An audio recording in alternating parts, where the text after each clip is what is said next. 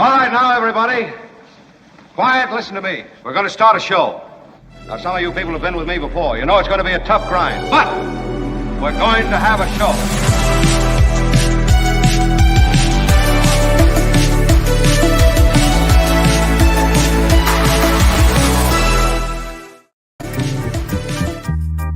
Yeah, what up, everybody? It is a good time. It's a good time to start this show. You're damn right. We're on the air. Everywhere. Yeah. I'm loving it. This is an uphill climb today. It's just mommy and daddy. Yeah. Kim is here with me, of course, as she is the most stalwart and hardworking member of our troop. Albert is away. Albert, thank you. Tony is away today. Thanks, Tony. I don't understand why. I mean, in Tony's case, we pay substantially more than the job he's obligated to. Oh, no. I don't get it. What? Yes. What's going on in this country? People used to go for the money, and now it's... What the hell is going on in the United States of America? Thank you. Ron gets it. Ron gets it. I talked to Ron the other day. He sounded good, actually. Sounded better than he sounded in months. Ron gets it. Ron gets it. I've got David Cay Johnston joining today, the Pulitzer Prize winner on Trump. You may have seen David Cay Johnston all over. He's been on CNN, MSNBC. He's been on, he's literally, if you look up at any news, cable, I want to say also broadcast outlet, David Cay Johnston has been on in the last week because he's the perfect guy to comment on what's happening with Trump in court, particularly in this, in what's happening in New York is about Trump's money. Mm-hmm. And when it comes to Trump's money, that is overrepresenting wealth, undervaluing properties, and, you know, again, borrowing against imaginary declared wealth. These are things David Cay Johnston has been reporting on for years. He's written books on this stuff. So that's why he is everywhere. And I must tell you, I sent him an email. He's in Brussels, I think, and he's touring Europe with his wife. And I sent him an email saying, look, I see you all over the place, and clearly, you know, you're staying up late, you're doing MS, you're doing CNN, et cetera. If you don't have time for us, I'll understand. He said, no. He said, we'll do a whole half hour. I've set the time aside for you. So isn't that awesome? He's just the most horrific, and David will be here. He sent me a message last night saying he was, where did he say? He's in Belgium. And so he said, no, it'll be 9 o'clock at night, but I'll be there. Yeah. So for him, on the other side of the world, that's where he is. Yes. And Chit. yeah, did you chit him? Are you chit-chitting me? Are you chit-chitting me? Well, I do have something Good of Lord. a... Really? I have something of... let me just finish what's on the show, and then I want to get to a major Kim apology that I'm going to. What now? Kim owes all of us. Everyone watching. Seriously? Everyone who will watch, she owes everyone an apology. Yes. I do not. Even as I thank you for helming everything solo yesterday, I do, I'm afraid, have to provide the court of the Mark Thompson show prima facie evidence of a violation. I mean, I'm going to say cardinal sin kind of violation. What did I do? That will require, I'll share with you what it was. The cardinal sin violation that will require. I'm telling you. Your choice Please. of apology is all you need to worry about, because I promise you, you can apologize to the Asian community. You can say, I stand corrected. You can it was wrong. It was stupid. I'm trying to be a better person. In fact, in the chat, maybe they want to suggest what kind of apology you should offer. But I'll get to that in a second. All right. Diane Dimond will be with us today. Second hour, Diane Dimond, investigative reporter, and has just written a book on conservatorships. Conservatorships have been around for a long time, but have come into another profile because of the Britney Spears situation, I'd suggest. And also because these conservatorships, believe it or not, can be imposed in ways that leave the person who is losing their freedom and losing control over their life, their finances, etc., leaving them without any kind of recourse. And it's big business, and it's completely underregulated. I mean, it's one of those things you go, wow, there's no law or government regulation to ride herd over this? No. And Diane will be here to talk about it. And that'll be at the bottom of the second hour. There's something I need to, let me put my credibility glasses on. Maud Day, wow. Yeah. We are powerful together. Don't lose righteousness. And $50 from Maud Day. I want a big shout out. And I'm not going to cry. This early in the show, I can't cry. But if I was going to cry, I'd cry about both the money, which we desperately need because we're crowdfunded, and also the message. I think it's true that I think there's a major movement in this country pursued, I don't mean to make it party specific, but it is, by the GOP to overturn democracy, and you know what, if you're in the GOP, I get it. I understand why you're overturning democracy, because if you, Yeah, no, it's something. If you just go by the vote, you can't prevail in this democratic republic. You don't have the votes. You're out of step with the populace. It's clear. But cleverly, the GOP has, they've gerrymandered the hell out of things. They have loaded the courts. And in so doing, they are asserting themselves in ways that really undermine democracy. And then, of course, there's voter suppression and all the ways that, you can essentially literally undermine democracy by just preventing people from voting or counting their vote. Debbie with a $5 super sticker. Big shout out. Thank you, everybody who donates to the show, just because we did get some donations in early. Thank you. We are crowdfunded, so donations, super stickers, super chats come in throughout the show, and we will acknowledge them as they do. Huge in Japan. I like it. I see a regular segment for Kim-pologies. Yes, Trevor in Hollywood offering. Kim will have to apologize in a moment, and I'll tell you why. But again, I'm not done. Jim Avila will join us in a minute or two. The media and Trump, they carried his water and gave Trump a free ride into the presidency, in my view, in 2015, 2016. Even the way his presidency was covered, I feel I think they soft-pedaled danger. But more to the point, now they're doing it again. Yep. They're doing it again. And I thought an egregious example occurred during the auto workers strike, as they have just begun their strike, when Trump went out and spoke to a bunch of what we identified in this show over and over. I told you that he's speaking to non-union auto workers, and yet it's being cast as Trump and Biden go out to speak to auto. No. Biden went to union auto workers. Trump went to a bunch of people who aren't union. He went to a non-union shop, and they were carrying union signs like it was a setup. It was, most of Trump is image, it's profile, it's theater. Even his announcement for president, when he was trying to win the presidency for 2016, that was theater. He paid all those extras as he moved down the escalator. So yeah, those signs and those people, he had stocked that pond at the plant in Michigan with these Trumpies. And it's fine. So they support Trump, but let's not represent them in the media as union workers. So Avila had mentioned that in his column, but he goes way beyond that, and I'll get to that in a second.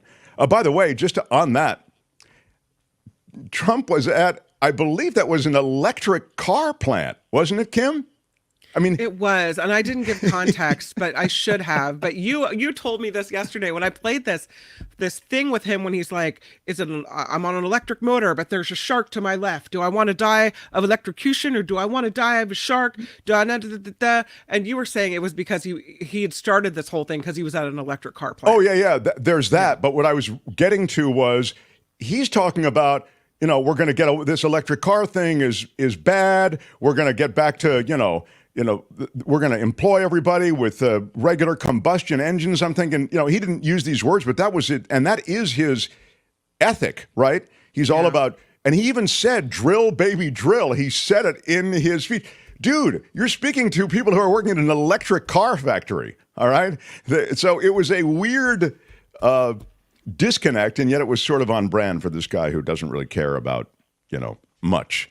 So what time is it? My studio clock is down, so I have no Tony, no Albert. My studio clock is down. It's 11:18 already? 11:18. Right, so, Kim's apology is to come, but right now... I don't even know. That is ridiculous. I mean, I work hard for you. Here I am trying to keep the show going. That's true. And now I have to apologize for what? I did nothing wrong. I think that when you realize what you've done, you'll go, oh. But we'll see. Maybe not. I can't imagine what it would be. Takes nothing away from your hard work. I said nothing controversial. I was kind.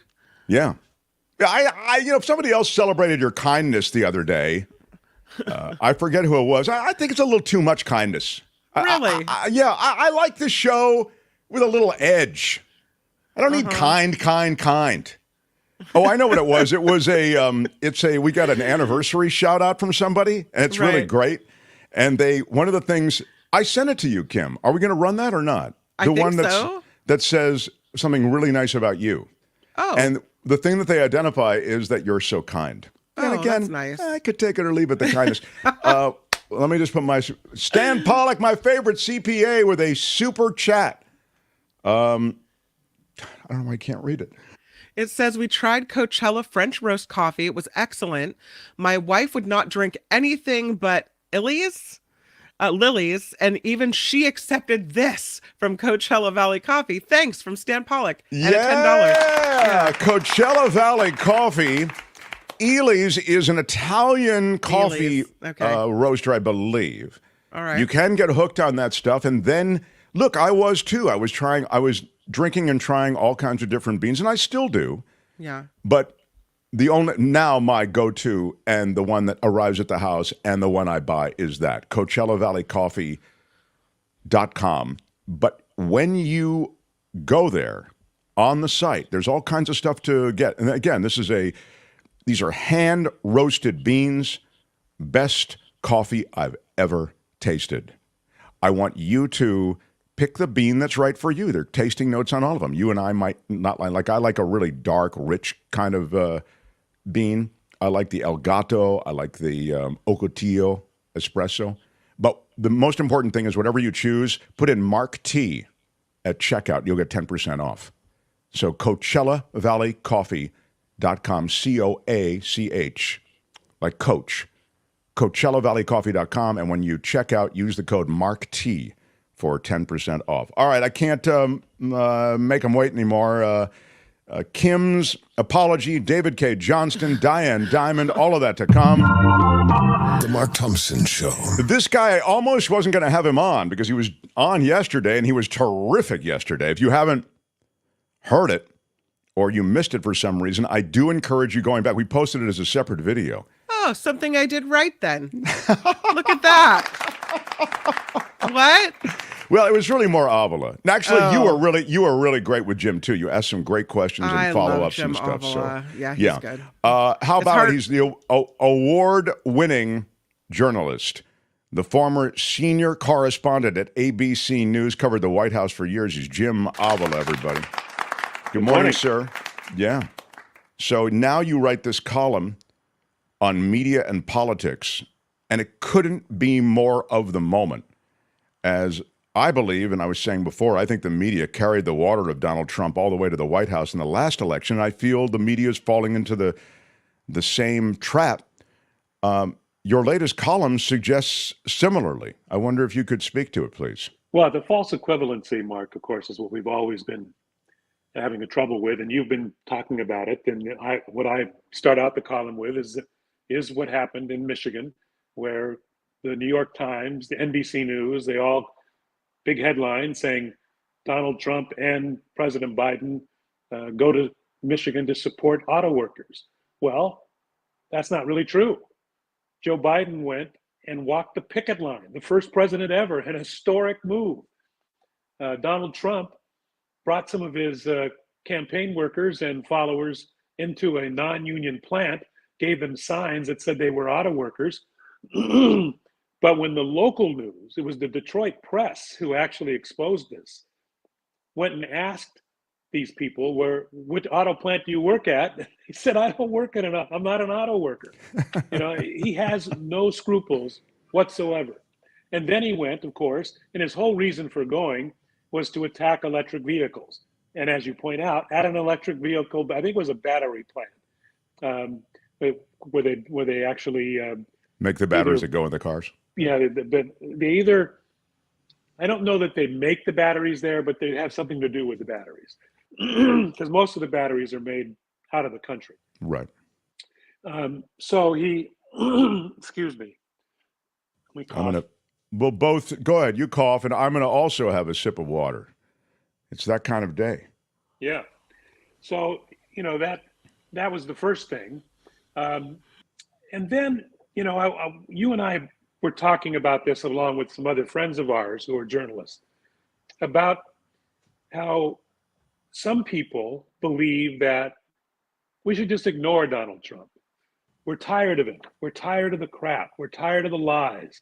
Why give him any oxygen? That's a point of view that I understand, but I profoundly disagree with. And here's why. If you just allow him a platform on his echo chambers, that's not going to affect the general election.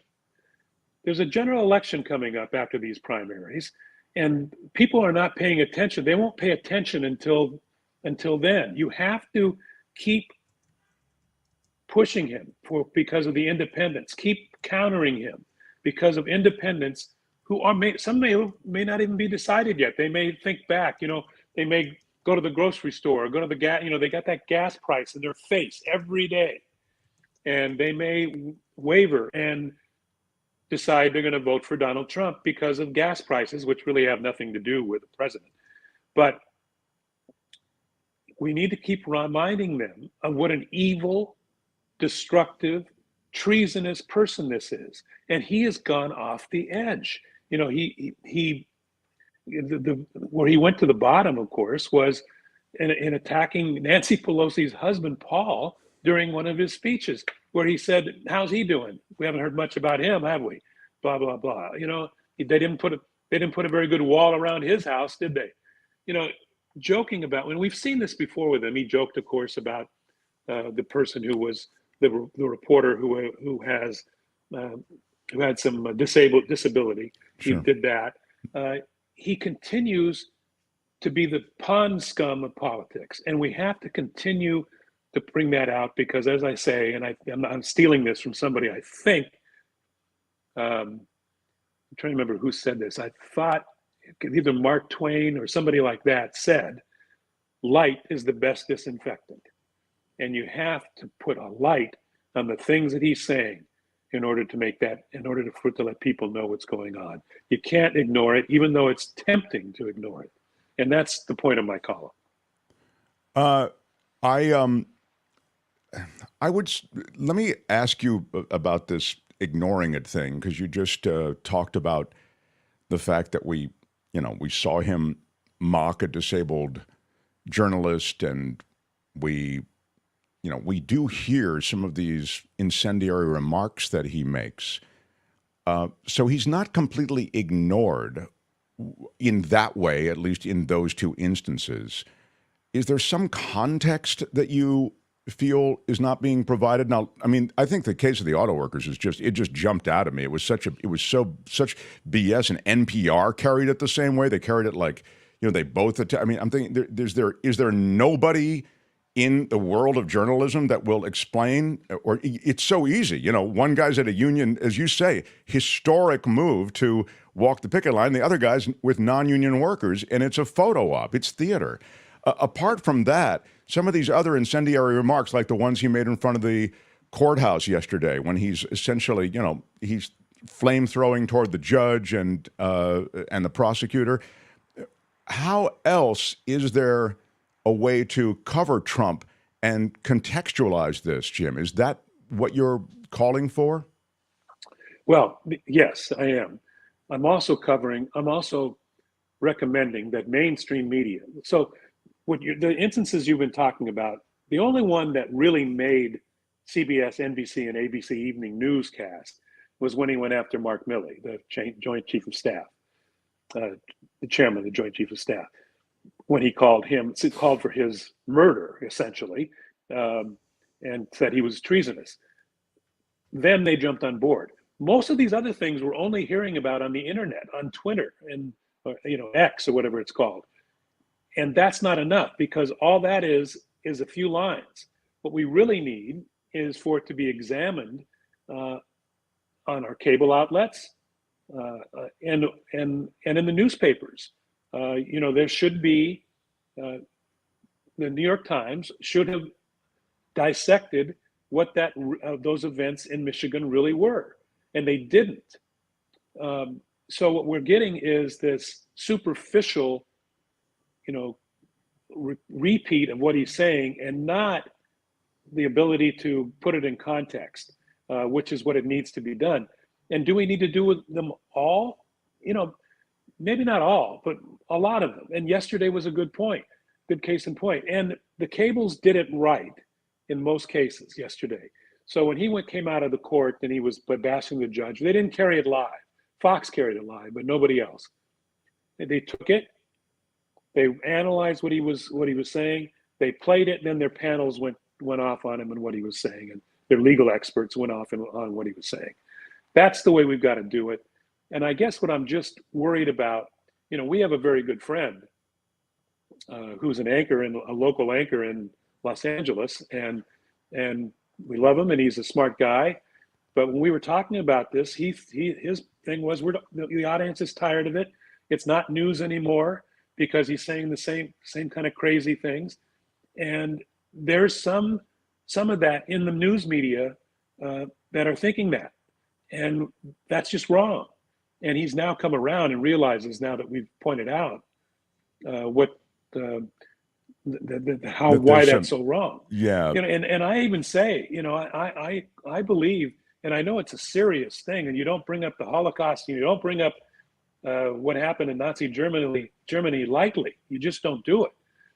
But I don't hesitate in saying, if we don't speak up, if the media doesn't speak up, if the public doesn't speak up, and does not lose interest in Donald Trump saying these crazy things, we're going to be regretful, just like the Germans are today.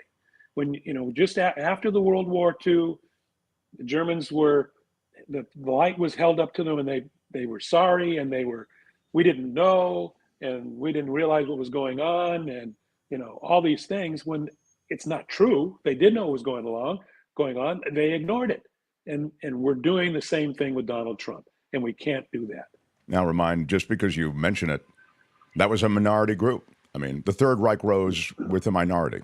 So the idea is somehow, well, they're a bunch of crazies. It's only a third of the country, as you've mentioned before. Those followers are immovable, but you can have awful things happen without the majority being part of the awfulness. So, great stuff in this column. And when it comes to covering Trump, look, to me, the election and discussions around politics, it all has to do with media. It all has to do with coverage. Television, internet, clicks, Facebook, in the new age, all of these different information streams, it all has to do with it. And the reason I like that you focus on some of these things like newspapers and cable TV is because that crew, the demographics on that, again, I understand the audience has been attenuated and they're ending up in all of these other places that I mentioned, but those mainstream viewers and readers, they're older people. Right? We grew up with that stuff, the paper and with a lot of this cable news. We tend to vote. And so the information we get is important. So I love that you have singled them out and that you continue to identify these issues because, again, it's all about media. You will vote based on the information you're getting. And if it's recharacterized in some kind of normal way, or in the case of that UAW strike, I mean, were there any apologies or corrections issued in the UAW? I don't think so. You know, we incorrectly... No, I think they just eventually got to it. Caught up and reported that that's what happened. But the initial things, you know, the initial reports, the ones that people look at the first time, you know, and that frequently the first impression is what you're left with. Sure. Was that these were equal, you know, and this was just a couple of guys going out there and campaigning, which was not true. Jim, love that you're such a big part of the show this week. This is kind of cool. Thank you for being available. We'll talk to you on Friday, which is your normal day, and we'll go over the week's events, and there's a lot of it. So, Jim Ovil, everybody, we'll post your column on our website. See you. Thank you. In the description, yeah. The Mark Thompson Show. Yeah, Jim Ovil, everyone. That is very, very cool. Yeah, well, I already did that, so you don't need to do it. Well, you can do it again. You can go over and you can do it. Go back and forth. I'm taking him out. You're putting him in. I'm taking him out. You're putting him in. All right. Jeez. I mean, to Jim or not to Jim? That is the question. Anybody but a wee? Yeah, what's going on? Everybody high? What's going on today, man? Come on now. Settle down. We have no Tony. We have no Albert. Kim and myself. And, you know, I'm all alone on the island. You're not alone. I'm here with you. Well, you know, and I'll tell you something else. Yes. Getting some blowback. You know, whenever you go after Kim, you get the blowback. Well, we haven't yet gotten to why Kim needs to apologize, but I will get to it right now. Good, because what did I do? I'll get to it in a moment, though, because I do want to say... Give me a moment. I've got a great law and disorder. I've got a super great law and disorder coming up after Kim's news, and maybe even a That's Rich, and then the great David Cay Johnston. I don't know what's happening. You're just popping stuff up there. Yeah, that's our email address. You can go with it. You can put it back up there if you have something for us. themarkthompsonshow@gmail.com. People are sending in anniversary greetings. It's our 1-year anniversary coming up next week. It'll be a week-long celebration of being on the air for 1 year. And if you have an audio or video message, or if you just want to send a message, which is fine, several people have decided to do that, you can send us a 1-year anniversary greeting. Send a short video or audio, less than 30 seconds if possible. You can send it to happyanniversarymts@gmail.com. happyanniversarymts@gmail.com. Let me, I suppose, get to the Kim thing before her news. What do you mean the Kim thing? What Kim thing? Well, I do want to say this also because a lot of people are saying, oh, Mark, you know, you're so... Well, who said I'm... Here we go. Mark... Here it is, John. You need to... Mark, this is from John Woodard. Oh. You need to quit effing with Kim. Wow. And keep it up. And I'm not going to listen to you anymore. Wow. And I'm not going to listen anymore. And I'm not going to listen anymore. This is turning into a thing. Yeah. Don't go away, John. John feels I'm too tough on Kim. Well, do I deserve it? What have I done? That's all right. The thing. It's like eating at my soul now. No, Trevor in Hollywood says Kim does everything right and Mark is indicting her. I did everything right and they indicted me. Oh my Trevor. gosh. Well, I really feel maybe But I Kim, can't imagine what I've done. I still think this is a witch hunt, said Wes. Kim did nothing wrong.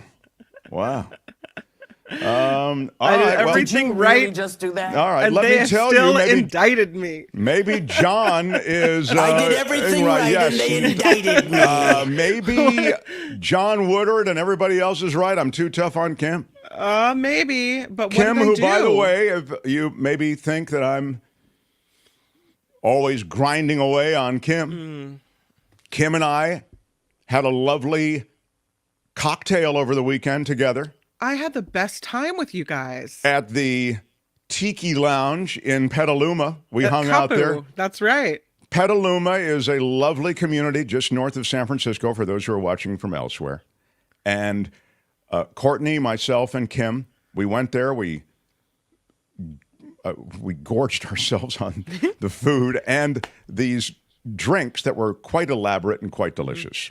So that was my weekend with. So I spent the weekend with Kim. So yet those of you who think somehow I'm like this ogre who just sweats Kim, how dare you? I mean, really, how dare you? Yeah. But I there noticed is- you didn't yeah. tell me I did when we were sitting face to face. You didn't tell me I did anything wrong. I didn't tell you did anything wrong when we were face to face because what you did wrong happened yesterday. What? Yes, Oh, it hadn't happened yet. I see. that hadn't happened Okay. yet when I saw right. you. But I'd like to make this an official apology kind of. Correction and apology. Wait, Yes, is this a moment? We don't often when- use the correction and apology jingle, and I think this is one of those times when we must bring in the correction and apology jingle. Correction and apology. You know, it'd be nice to know what the apology's for. Oh, for Christ's sake, Randy said, Thank what the you. hell is it already? Thank you, Randy. Thank you. Gosh. You I can't people are always- imagine what I've done. What in the world? Because How didn't- about a little I wasn't- foreplay, Randy, before we actually get to it? You ever heard of that? Oh, you're that kind of lover. All Why are right. you yelling? Buy a girl a drink. Okay, that's all I'm asking you to do. You bought me two over the weekend. You That want to was get nice. right to it, don't you? All you men are the same. Mark, you better back off that high octane coffee Oh, and drink some chamomile tea from Coachella Valley. Yeah, I'll tell yeah, you good something. tea. Love It's the funny tea. you should mention coffee because this is exactly what the apology's about.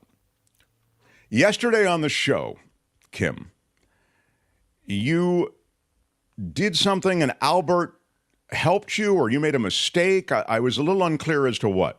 okay. You were doing a great job on the show. I've already said I love Yeah. the time you spent with Avila and all the rest. You were just great. Yeah.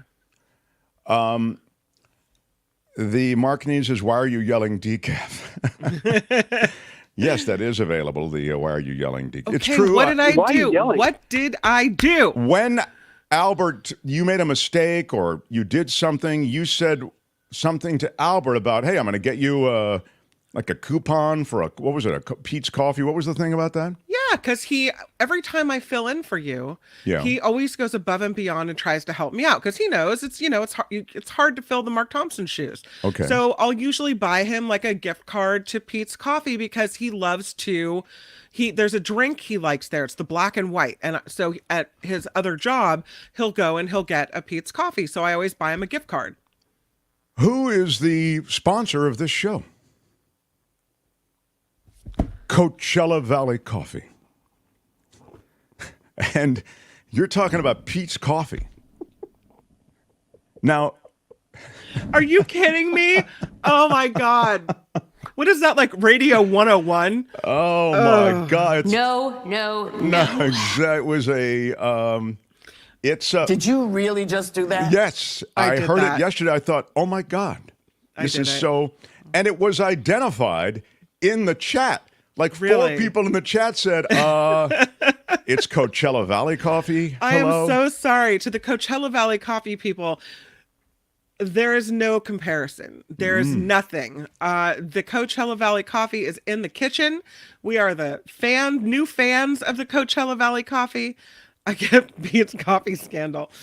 And I'm so thankful you're sponsoring the show. My bad. Yeah. I am extraordinarily sorry. Yes, there you go. Yes. And so apology issued. I can't believe I did that. You stand corrected? Would you like to say Indeed. it was wrong, it was stupid? You have like some to say no it all. defense. There's no defense. There is no defense for my I conduct. think that's strong in this case. It was wrong. It was stupid. Would you like to say It that? was wrong. It was stupid, and I'm trying to be a better And I person. think that also applies. It was definitely unthinking, right? It's not thoughtful. Heather writes, Pete'sgate 2023. Yeah. Yeah. It was, well, you're a flawed A person. flawed human being who makes mistakes. Exactly. All right. She, I'm sorry. You're so right. You are so right. All right. So yeah. now I want to say this to all of you who are up my A. Oh, you're so tough on Kim. Oh, you're so tough on Kim. If you're so tough on Kim anymore, I'm not going to listen. Now you all owe me an apology. How is that? It's outrageous. Yeah, that's a screw up. All right. You don't have one sponsorship and talk about it somebody that does a competitor. That's just, you don't do that. So I my still love apologies. my Kim, but I also, No. All right. I didn't even realize I did that. I know, it's hilarious, and they identified it in the chat. It was pretty funny, actually. And the people at Coachella are totally cool, so I'm sure they'll be cool with it. But it was, I thought, this is a thing, and we'll discuss. Morning. That's all right. That's all right. Kim's News, Law and Disorder, and That's Rich. Next, the Pulitzer Prize winning David Cay Johnston in the next hour as well. So all of it still to come. Smash the like button like a boss. Mark Thompson Show. The Mark Thompson Show. It was great. I loved it. How would you handle this? We could try ignoring it, sir. Morning. You cannot say you love your country. Where are my weed smokers at? Stay at home and get baked.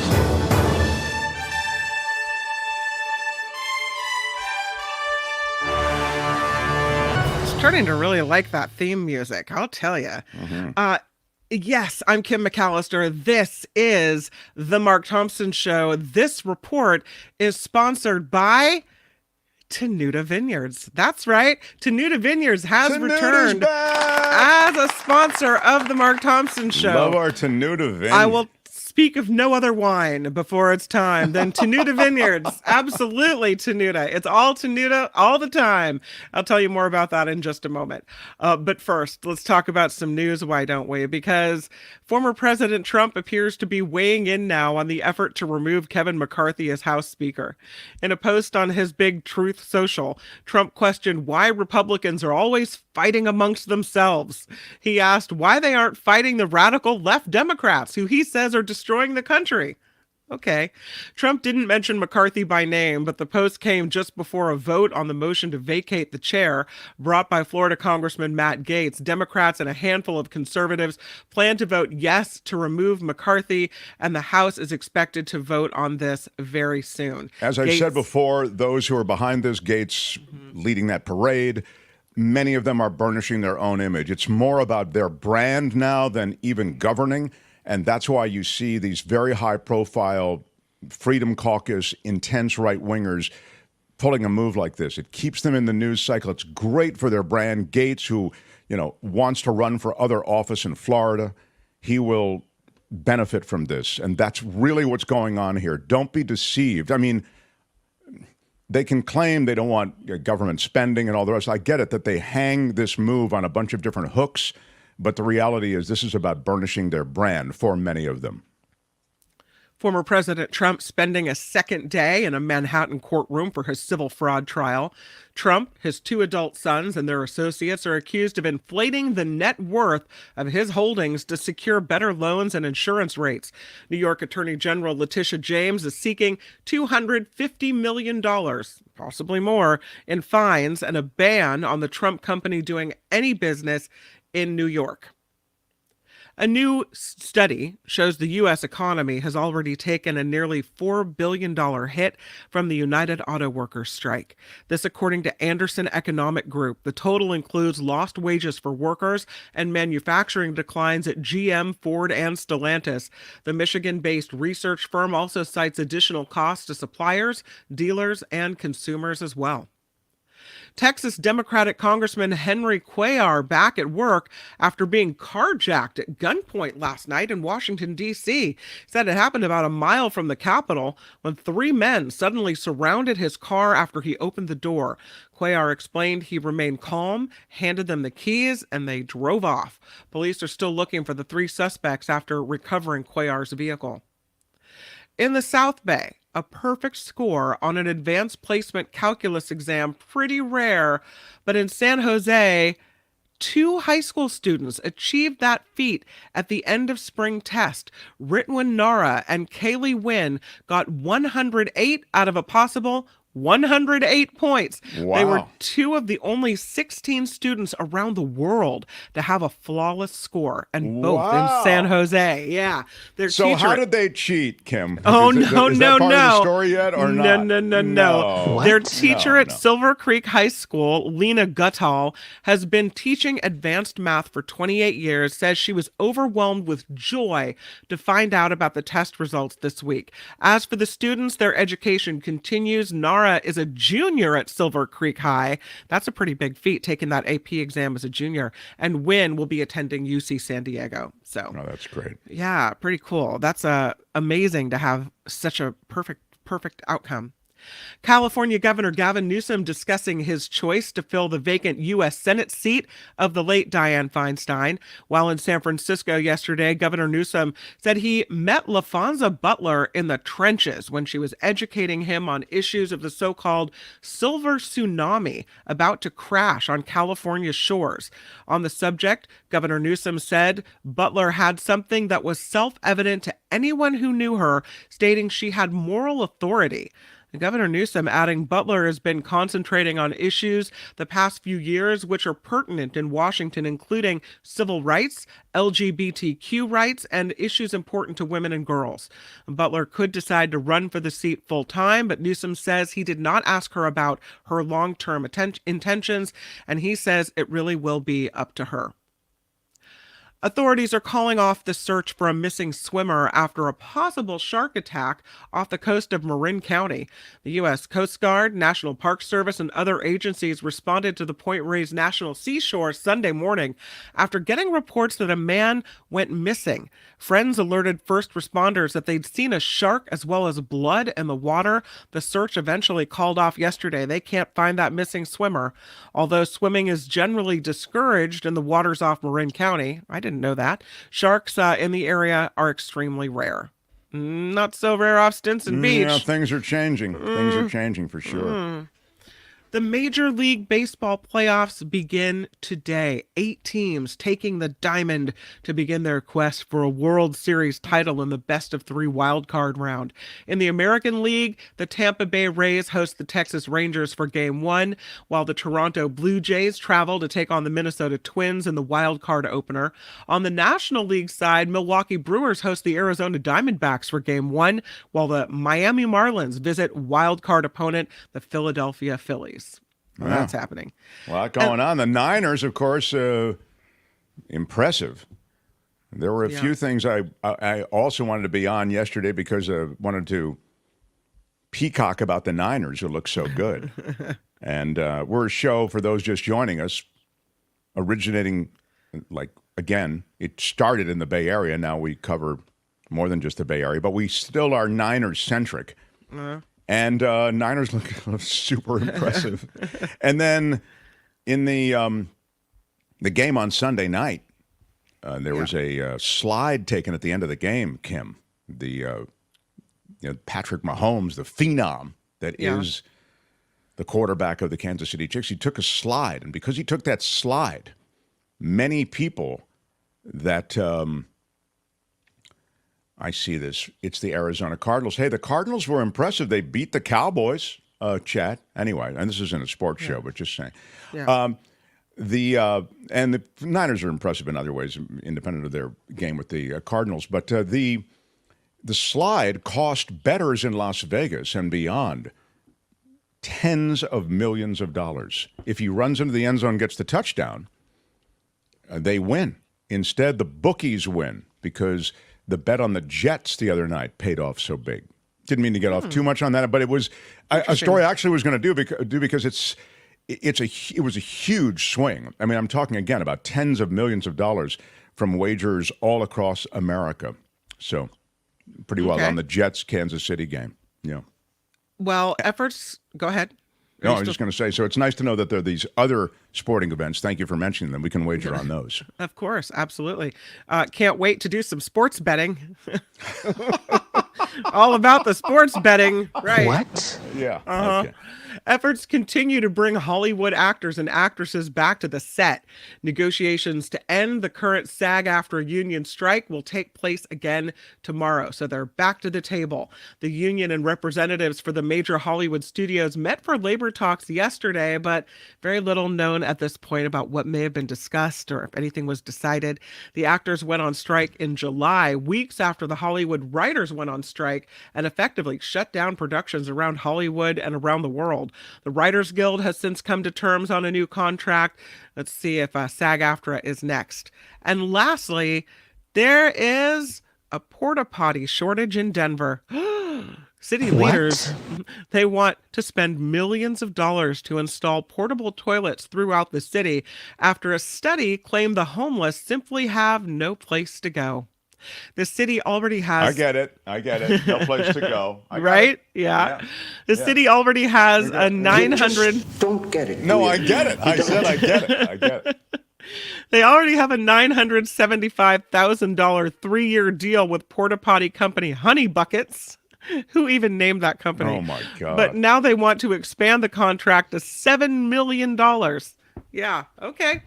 Wow. Gotta have your potty, you know? Maybe that's what we need in San Francisco. We need porta potties everywhere. Honey buckets on every corner. Bring it on. That's your platform as mayor?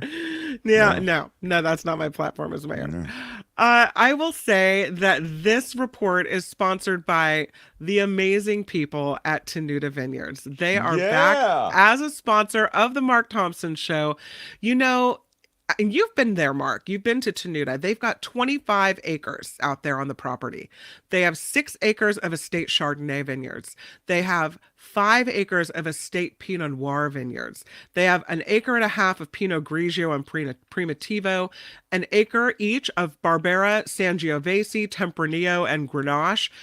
It looks like Tuscany out there. It's beautiful. So pretty, the Livermore Valley. Yeah. The Livermore Valley. They've got 28 different varietals to choose from. They have 15 reds and 13 whites, and that does include the Why Are You Yelling Mark Thompson red and the Hey, which one of you is Mark Thompson Pinot Grigio? Yeah. And the special deal is indeed extended exclusively for listeners of the Mark Thompson Show. Wow. Which one do you use, Mark Thompson? Yeah, that's the white. Is the which one do you use, Mark Thompson? Similar to the 10% off deal with Coachella Valley Coffee.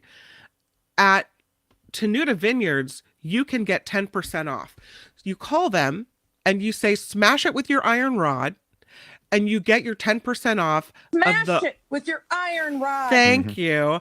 And you get 10% off of your order at Tenuta. And here's the phone number. It's 925-699-4576. The wine is amazing. The Why Are You Yelling red is really, really good. So, Why Are You Yelling? Yeah, it is good. It's one of my favorites. Absolutely. I'll so sit Tenuta back Vineyards. on the couch, have a sporting event on, pour my Why Are You Yelling red. Why are you yelling? Pour another one. Why are you yelling? Then another one. Why are you yelling? Then another one. Why are you yelling? Slip into the couch. And I wake up around 7 a.m. with the wrinkles of the couch imprinted on my face. Well, that's not what's supposed to happen. Wait a minute. It's not? Okay. No, well, I'm enjoying. no. I enjoy it, though. Why are you yelling? All right. Yeah. This is the Mark Thompson Show. Yeah, all right. Well, I mean, I wasn't expecting you to bail on it that quickly, but all right, I'm ready. Ladies I'm and ready. gentlemen, I'm ready. Shadow Stevens. Yeah.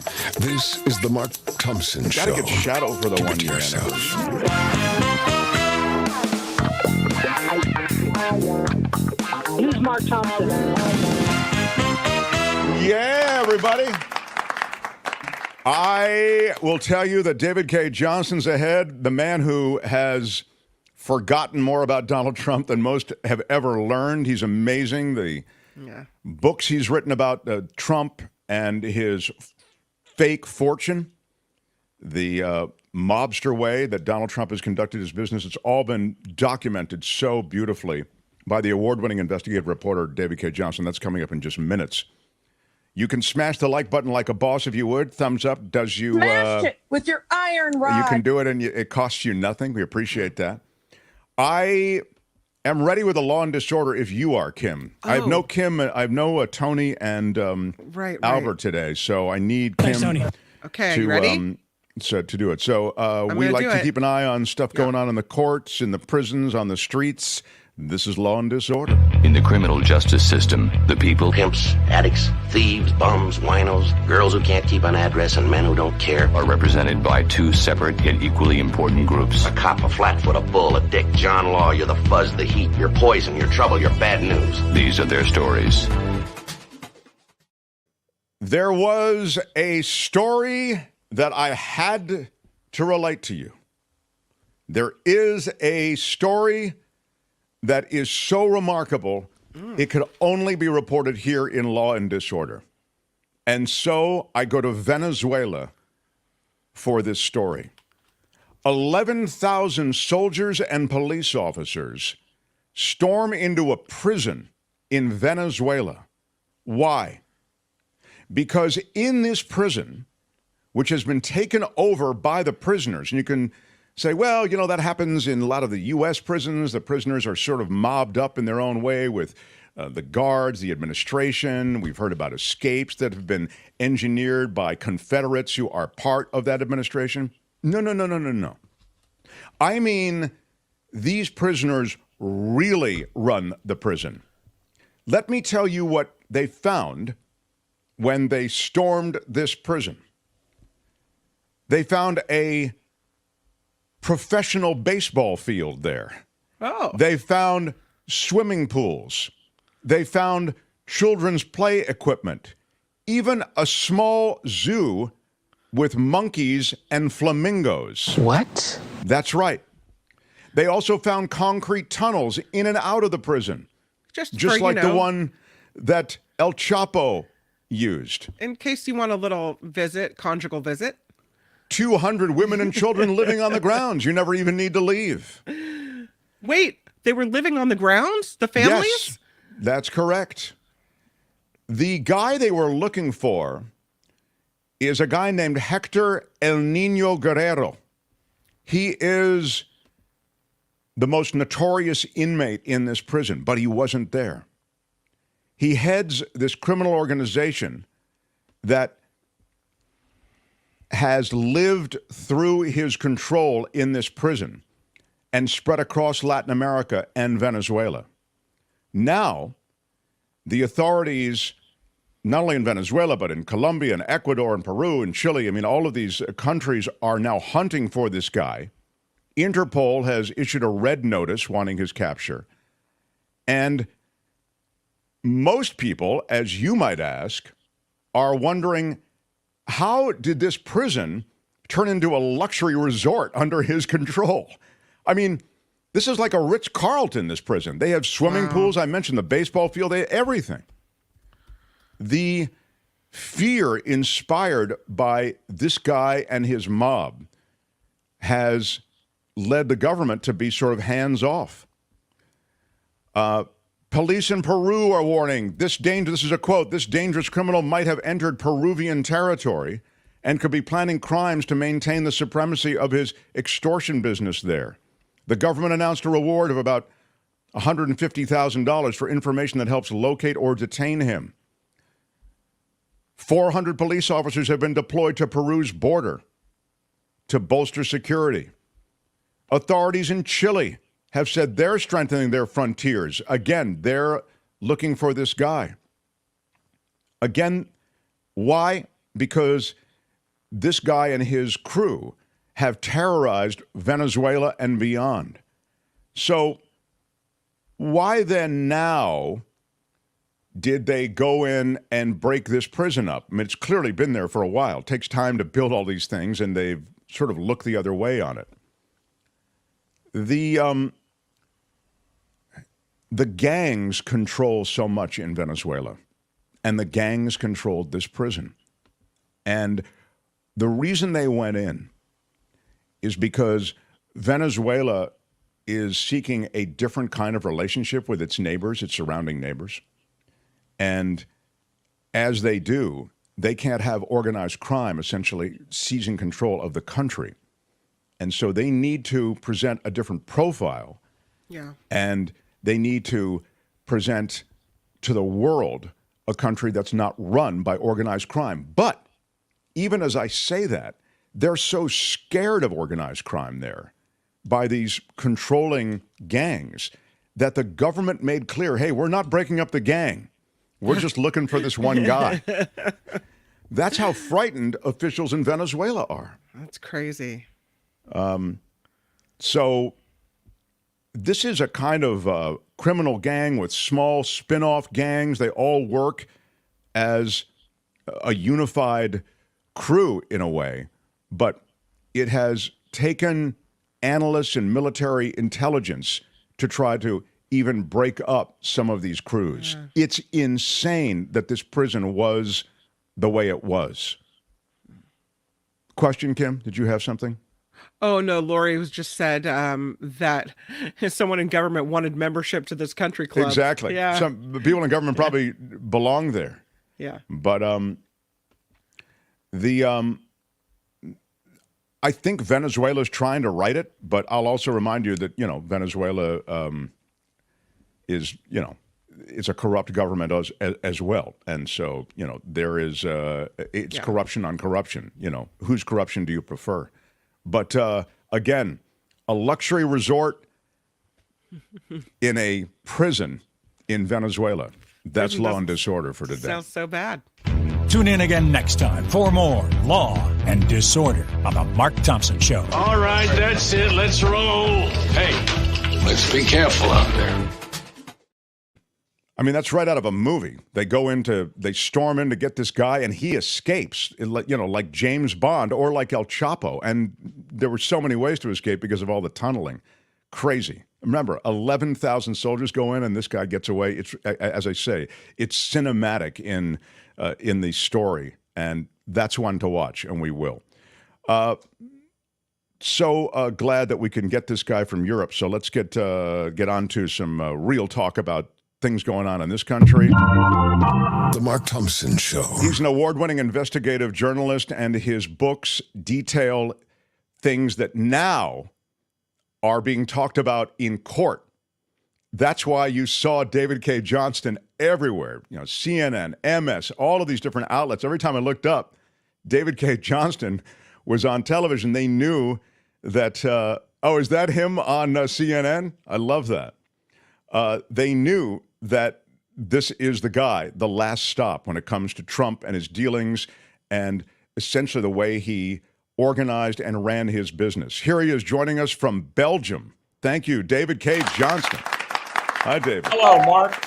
Wow. You're the man of the moment.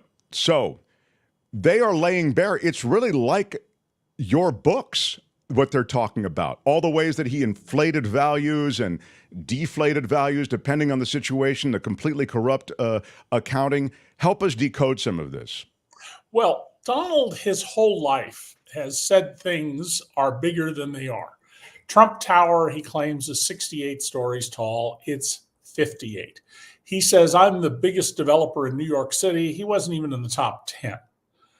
And this goes on and on and on. And Donald wanted to be, on the Forbes 400 list. Now, the Forbes 400 list misses lots of billionaires. In one of my books, I point out that there are 9 billionaires, or there were at the time, in the Rochester area where I live in Western New York. but according to Forbes, there was only one. And that's because Forbes's work is based on publicly traded companies. So if you have private companies, they don't have a way to measure you. Or you're someone like Donald Trump who goes to great lengths to persuade them that you're really a multi-billionaire and you should be there. And right now, one of the things everybody has been missing is Donald Trump and his sons have been attacking the judge in this civil fraud suit in New York, Arthur Engoron, for saying the value of Mar-a-Lago is in the neighborhood of $18 to $26 million. The sons have said, no, it's worth $1 billion. It's worth hundreds of millions of dollars. There's a vacant lot next door that's worth $200 million, except nobody's buying it. Well, here's the problem with that for the Trumps. Palm Beach County, Florida, assessed Mar-a-Lago at $26 million, meaning it would owe about $500,000 a year in property taxes. And Donald Trump complained that, no, it's not worth anything near that. And every time there's an issue about valuation, Donald Trump's valuation is high. It's never low. And we're not talking about, 10%. Say my house is worth $300,000, because in Western New York, houses aren't expensive. And I tell the bank it's worth $330,000. Well, that's not fraud. But if I tell the bank it's worth $300 million or $30 million or even $3 million, that's fraud. Well, Donald, claimed that his mansion and grounds in Westchester County, just north of Manhattan, at one point, he argued they were worth $291 million. The highest appraisal he had was $30 million, and that was based on his being able to carve it up and sell lots for 8 other mansions. Well, the local authorities said, no, you cannot carve it up. This is a one single parcel of property, end of story, which means it's worth nowhere near $30 million. And yet he's claiming $291 million. And he claimed that apartments that are rent regulated are just as valuable as those that can be sold in the free market for whatever the market will bear. And the judge said, this is a fantasy.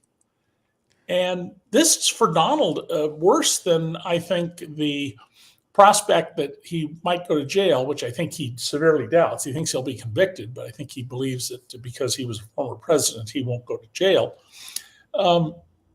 Because Donald is his money. He is this empty vessel he keeps trying to fill with money, imaginary and real. And it's been that way his entire life.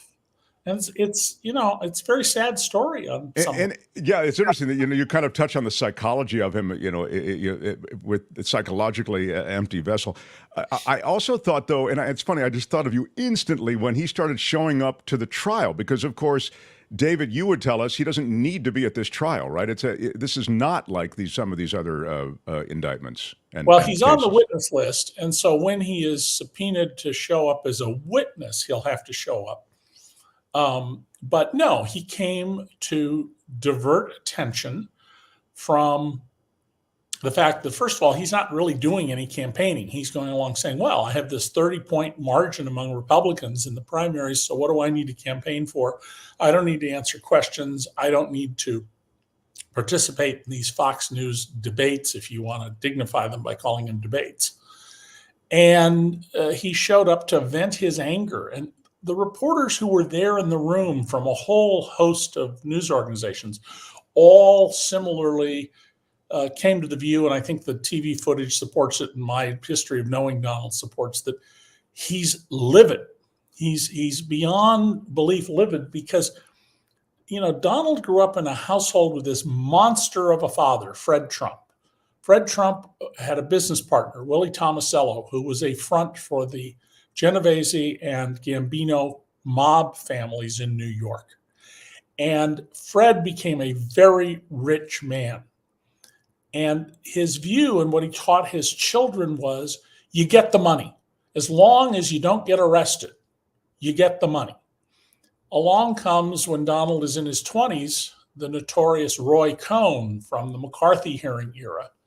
And Cohn, who Donald has called his second father, teaches him, if law enforcement ever comes after you, not just criminal law enforcement, but civil law enforcement, they're corrupt, they're crooked, you did nothing wrong. It doesn't matter how clear the evidence is, you never concede anything.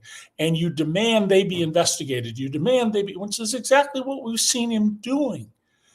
And that 74 million people voted for this con artist, and that clearly many tens of millions of people in America believe he is this business genius and can't see that he's a con artist, tells you about why con artists succeed.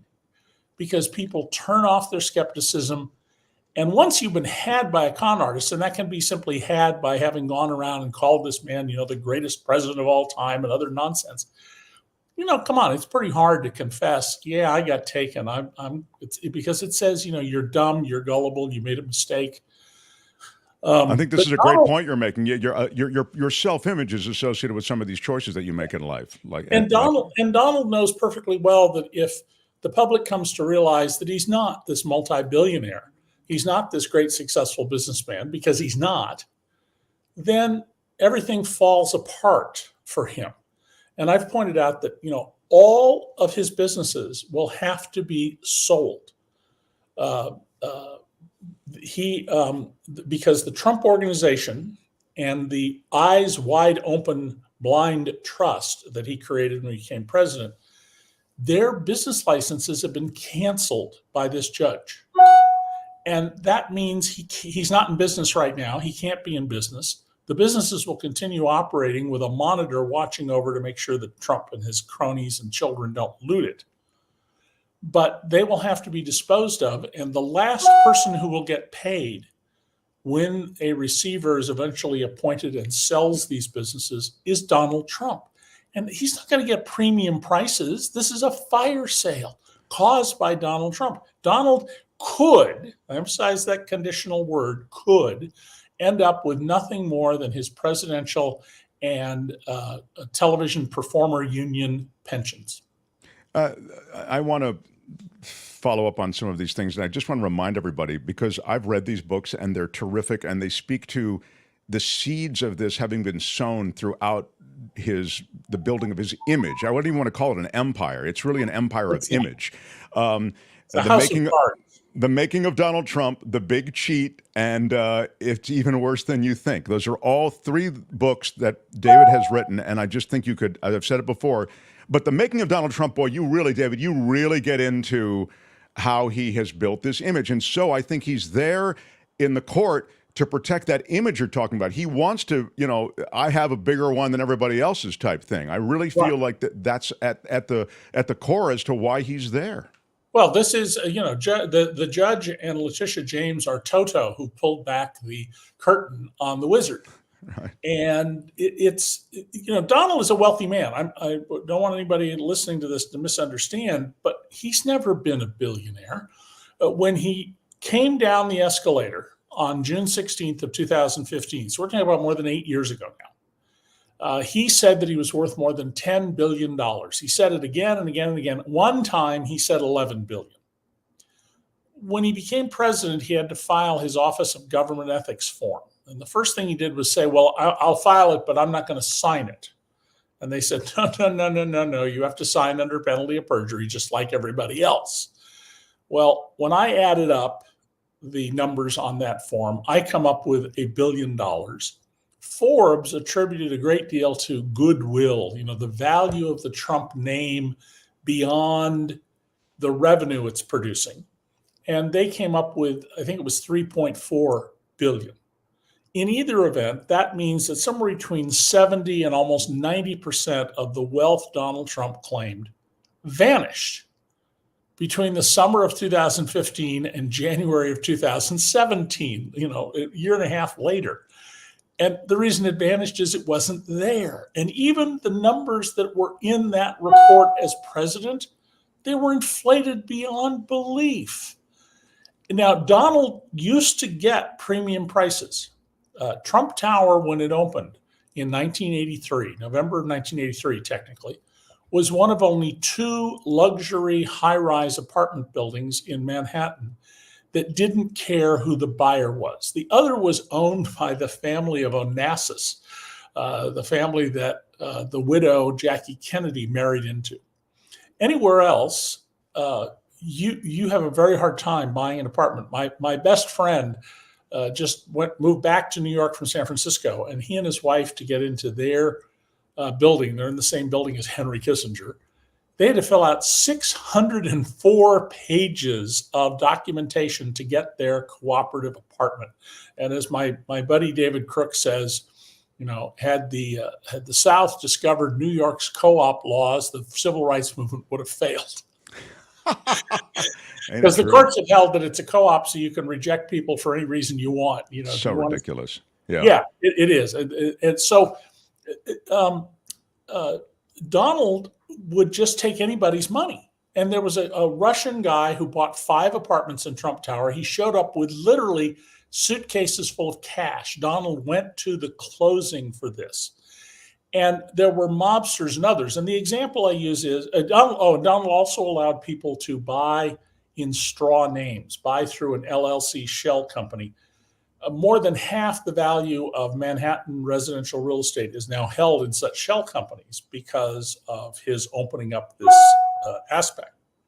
It's not a co-op, by the way. You just own your apartment. It's a condo. And if you showed up, Mark, and said, well, I'm going to buy this in the name of Snow LLC, Snow Limited Liability Company, I'd say to you, I'm sorry, is that the name of a Vail ski resort, or is that a cocaine trafficking business? Donald would never ask that at all. He'd just say, well, sure, but I want 20% more for this apartment from you, because he knows that it's a cocaine business. And this court case, which is only about how much Donald must pay to disgorge his ill-got gains from his frauds. It's not about were you a fraudster. That's been established. He cannot appeal that. He can only appeal matters of law. He cannot appeal the judge's findings of fact, which were so overwhelming, the judge said, we don't even need to have a trial about that. Stop right there, David, because this is very critical, because it's being talked about the appeal in sort of a reflexive way. And people are saying, well, of course he's going to appeal this. You've just carved out the judge's decision on the fraud and said he can't appeal that. He could appeal the penalty. No. He can appeal if the judge made an error in the law. He can appeal. I see. Divide this into 2 parts. There's facts and there's the law. Okay. And the findings of fact by the trier of fact, which is the judge. There's no jury here. Trump's own lawyers went along with this. It may be been a big mistake. On the other hand, Donald may have been afraid of a Manhattan jury. I mean, we don't know. Well, by the way, today, I don't know if you say or was it yesterday, I guess, when he was saying it's outrageous that I wasn't given a jury trial. I mean, isn't it? Yet his own attorneys are the reason that there's no jury trial. They waived it. They wanted just a judge. Anyway. And remember how much Donald has run down New Yorkers. I mean, because he thinks that they are not his people. He lost badly in Manhattan, including in the precinct that Trump Tower's in. So Donald, this is to him a complete implosion of everything that he has stood for. He will go to his grave insisting he's never done anything wrong. In 2016, in an interview that I have the tape of, he told a radio show host, the host asked him, well, Mr. Trump, you're a Christian, so perhaps you could tell us and tell other Christians the last time you asked God for forgiveness. Of course, if you're actually a Christian, you are in a constant state of seeking forgiveness. And Donald said, forgiveness? What? Why would I ask for forgiveness? I've never done anything in my life that requires asking for forgiveness. What more do you need to know about how totally narcissistic and uninformed this man is? And as I pointed out in my books, Donald wrote 6 pages denouncing Christians as fools, idiots, and schmucks. Those are his words, not mine. And said his life philosophy is one word: revenge. You cannot believe in revenge and be a Christian. It is impossible. The whole point of the New Testament is no revenge. You are to love other people and be charitable and kind and help others. And that's not Donald's position. And he's articulated that as recently as January of 2020, the last time he went to the National Prayer Breakfast. So on the appeal matter, his lawyers are going to appeal. They're going to do everything they can. They get to go to two courts, an intermediary court of appeal in New York and the top court of appeal. In New York, we call our trial court the Supreme Court. It's a really stupid system, but that's what we do. The intermediary court may or may not hear a complaint which has to be about the law. If they complain about the findings of fact, they'll be dismissed out of hand. The top court in New York only takes about 100 cases a year. And there's no issue here for them to take. So I expect them to turn it down. And there's no federal issue here that Donald can present. What's he going to say? I'm part of a discriminated against group of minorities, rich white men. I want to just and the fraud is everywhere. I mean, we haven't even touched on the fact that there's such obvious frauds, and as you say, he just throws these numbers out. The square footage of his residence, 30,000 square feet, is what he claimed to the judges. Look, it's 10,000 square feet. We know it's 10,000 square feet, but this is an indisputable fact, just as these others are indisputable facts. But I mean, it boils down to all of these various things. And he did that for a reason. He did it to justify claiming that the value of the apartment itself, his 3-story apartment, was on the order of $300 million. And you couldn't do that if it's only 10,000 square feet. I see. So these were done with a purpose. And Trump has tried to argue that, well, Alan Weisselberg did this and Jeff Connie did it, and I didn't know anything about it. And as every Trump executive I've known for the last 35 years, and as Michael Cohen has testified, nothing happens in the Trump organization, which at the top is a tiny little organization. Nothing happens in the Trump organization without being at the direction and approval of Mr. Trump. That's right. How Cohen put it. Yeah.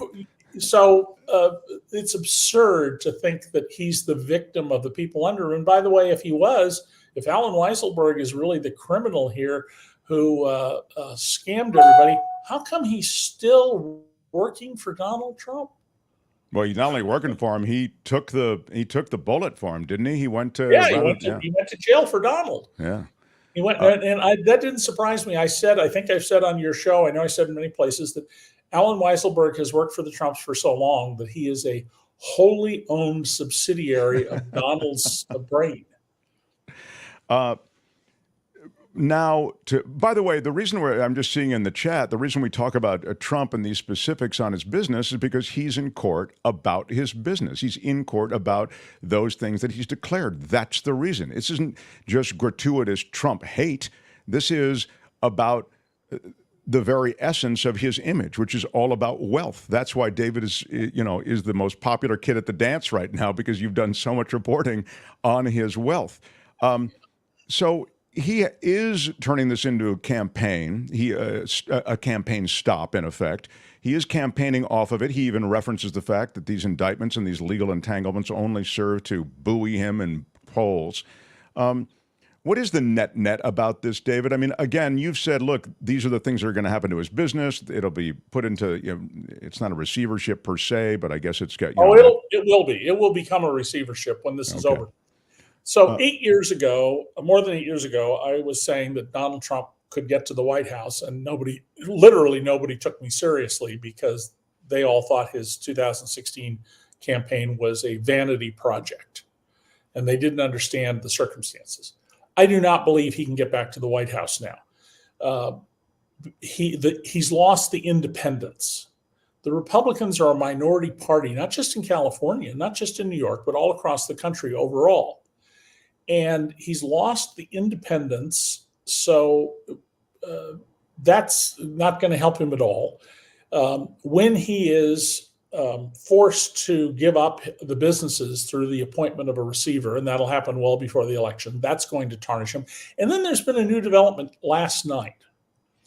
I was here in my hotel room in Brussels, and I think it was Jake Tapper, but one of the CNN correspondents, anchors comes on, And they've gotten an interview with General John Kelly, who was the longest serving Trump chief of staff, a former Marine general, who confirmed on the record every one of the most horrible stories that you've heard about Donald Trump's contempt for the military. That Trump, when he was supposed to go to the sacred to U.S. Marines burial site in France, where in 1918, hundreds of them, I think it was more than 1,000 Marines were killed.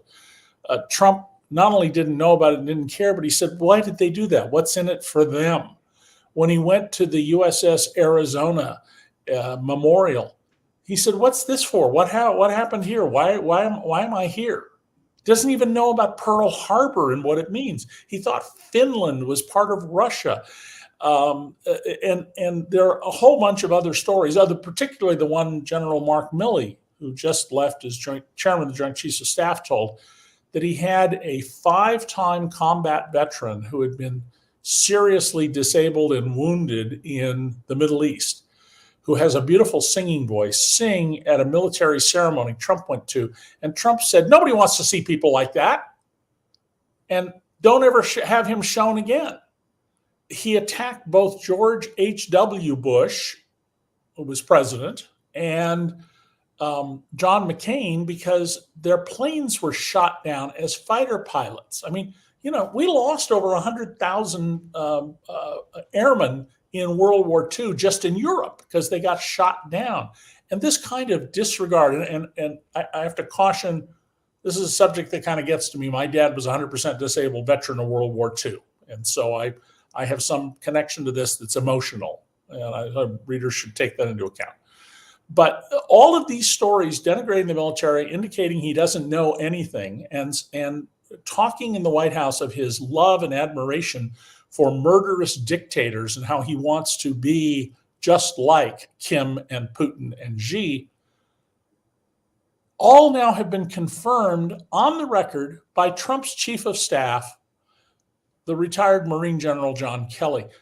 How can people who love America support a man like this? And the only way you can is you concluded that you hate democracy. And what did Mitt Romney tell us the other day? A lot of people in my party, the Republican Party, don't believe in democracy. Well, this for our next conversation, David, but it seems to me, and I was mentioning this in the last hour, if I'm GOP, I do everything I can to undermine democracy, because democracy will not carry me to power. I mean, if you're out of step with the public, you're out of step with the electorate. So what do? You try to suppress that electorate. You try to jimmy the system. Gerrymandering helps a lot, but this is for another time.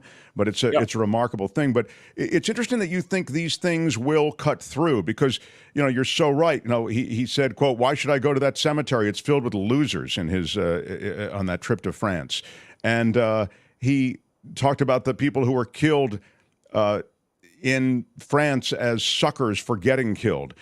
He, in wanting that military parade and then seeing all of those who were wounded or injured in battle or in service, he said he wanted that, but he didn't want any wounded guys in the parade.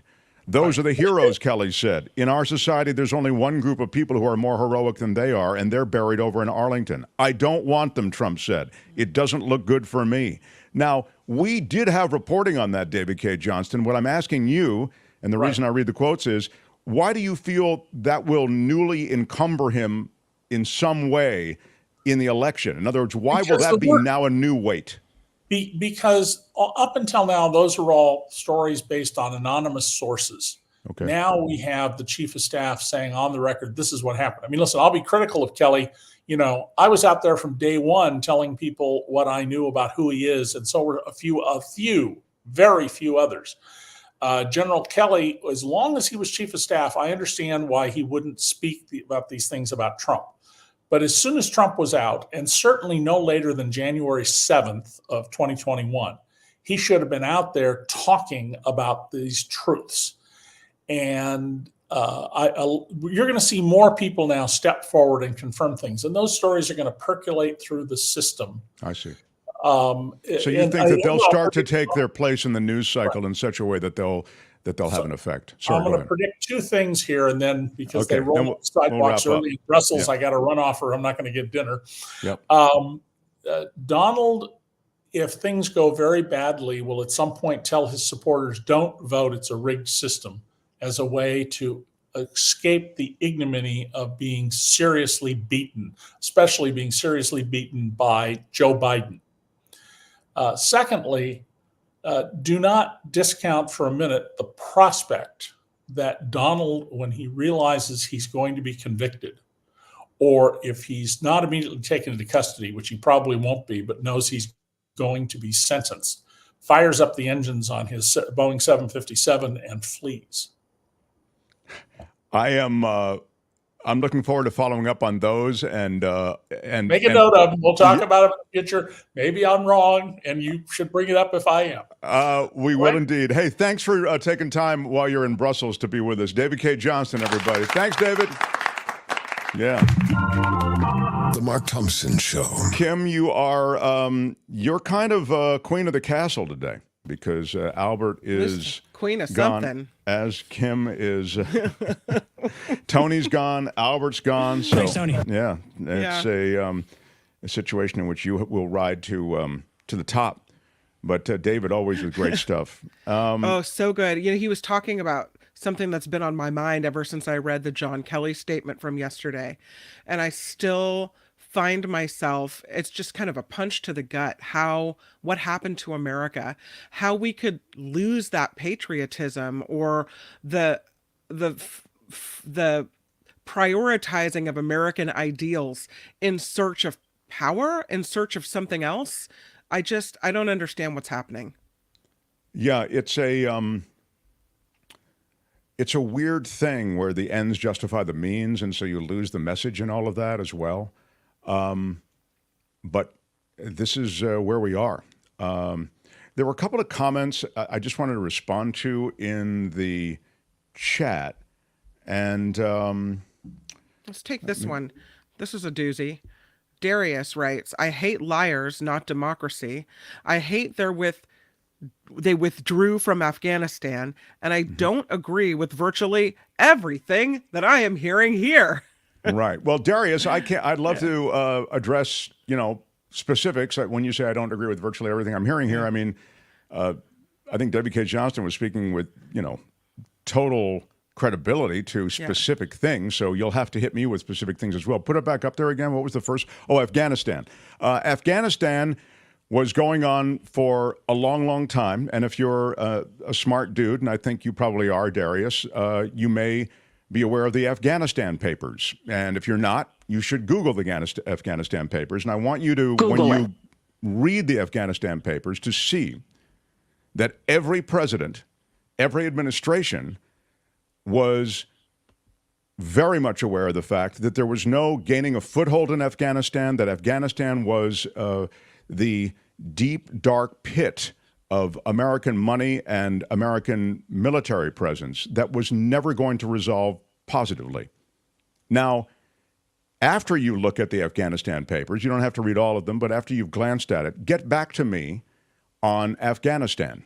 What would you do then? Okay, so you're running, it's now the United States of Darius. You're running the place. What would you do on Afghanistan? You'd keep pouring money and American armaments and American military people into Afghanistan indefinitely. I mean, clearly it would be indefinitely because it's taken decades to get out, right? So you can have a reasonable conversation about leaving Afghanistan. And I know that there are many Trumpies, and maybe you are a Trumpy or maybe not, that feel like, oh, how could you leave Afghanistan like that? It was such an ugly withdrawal. And it was an ugly withdrawal. Most withdrawals are, especially if you advertise when you're going to do them. And who advertised when we were going to withdraw from Afghanistan? Who, Darius? Do you know? Donald Trump did. Donald Trump made a deal, and he said the American military in America will be out of Afghanistan by this date. All right? Biden got an extension on the date by a few months. And again, look this up, Darius, and then get back to me on Afghanistan. So your guy, if you're a Trumpy, put the United States in a very tough spot because now everybody knows when the U.S. is going to pull out. You could have argued, again, Bagram Air Force Base should have remained open. I think it should have remained open, okay? So we can debate certain things about the Afghan withdrawal, but the reality is you had to get out of Afghanistan. And I give Biden credit for getting out of Afghanistan. I'm really saddened by the fact that there was a loss of life when we got out. And again, I think a lot of those situations were presented by the last administration, putting the Americans in a bind. Let me put my credibility glasses on. John Watson, Afghanistan was a quagmire with no way getting out cleanly. Yeah, I think that that's really true. So anyway, Darius, thank you. Kim will tell you this. I love opposing viewpoints, and I'm not even averse to being moved on certain things. If you've got facts and new information, I'm ready to hear it. But on Afghanistan, I think the facts were on the side of the administration, this administration, and they did a courageous thing to get out, because that was a forever war, for sure. So having lived through Vietnam, I hate that America's in these forever wars. So that's that. Kim, can I bring Diane on? Yes, let's do it. Okay. The Mark Thompson Show. You can smash the like button, if you will. Yeah, how about it for somebody? Look, she's an award-winning investigative journalist and author. Her latest has really met its moment, I think. It's called We're Here to Help When Guardianship Goes Wrong. It's all about this completely underregulated industry of guardianship. How about it for Diane Dimond, everybody? Well, look at you, Diane Dimond. Wow.